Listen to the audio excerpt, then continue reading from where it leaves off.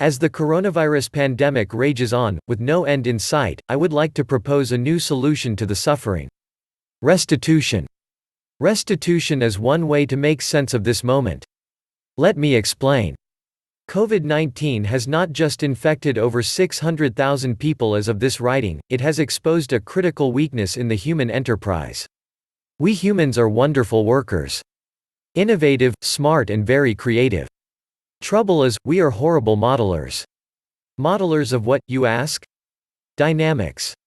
When it comes to seeing the consequences of various issues in our society and culture, we have a vital weakness. We don't know how to understand and plan for challenges when system dynamics are involved. So what does this have to do with the virus, and the word restitution? Just this. We have learned, through this global pandemic, that we are one interconnected, interdependent group. As the mystics have told us through the ages, we are one. So now, with the infection spreading across the globe, what we could do is learn from it. Learn about the power of exponential growth. Learn about ourselves, as we struggle to respond. And, most important, learn about our conditioning, and the difficulty we have thinking outside of our old paradigms. Now, back to restitution. The future for life on Earth will hold more challenges when this pandemic is over.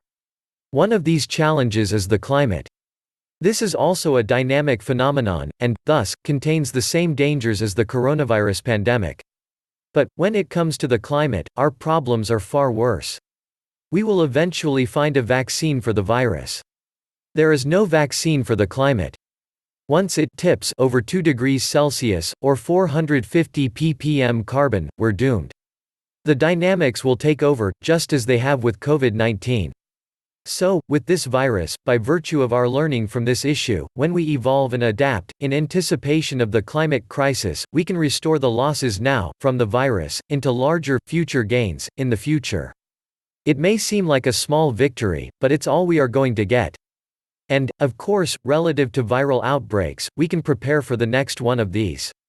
But the big payoff will be to convert our society from an isolated, nationalistic system to a global community with a culture that works for the benefit of all life.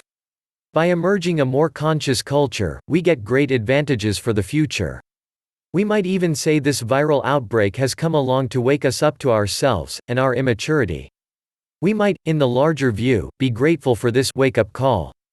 The virus is helping us see that we belong to each other. That we share a common destiny.